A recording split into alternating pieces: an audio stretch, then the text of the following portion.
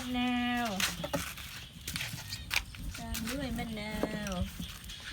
มะนาว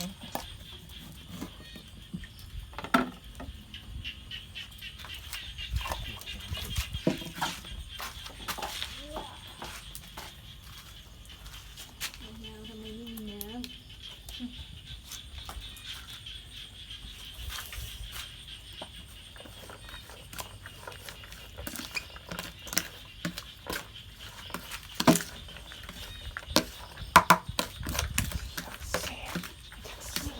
ก่อนเลย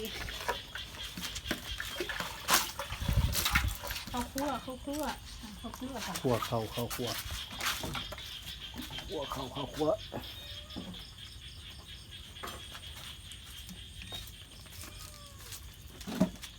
เป็นมะนาวเพิ่ม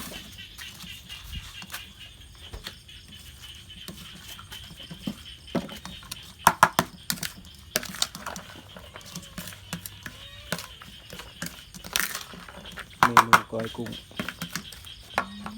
แซ่บมะนาวอีกหน่อยนึงไป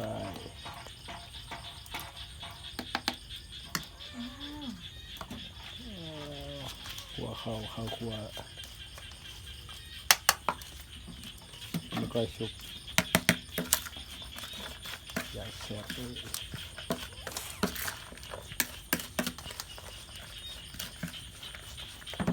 เรียบร้อยกุ้งลงไป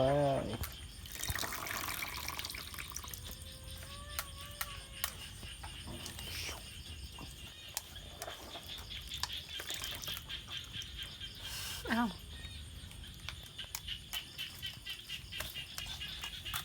แต่ยาลายกันตะเซฟ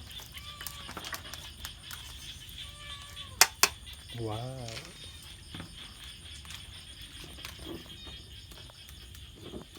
เป็นกะละมัง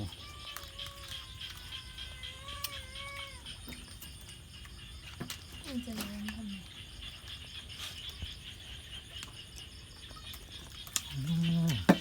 ครับ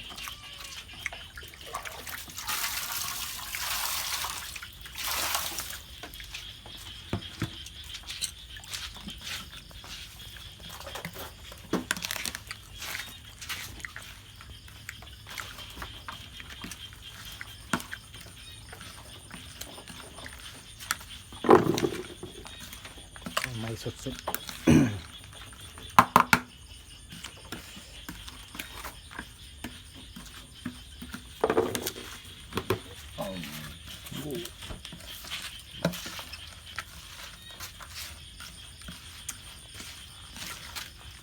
เบิ่งบัดนี้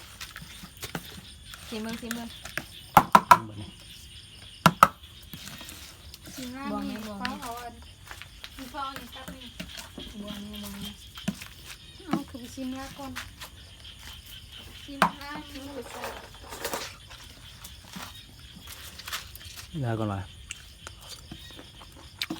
ครับแล้วเสือมึงเดี๋ยวหรอซีไม่เหมือนมึงอะซีเดี๋ยวซี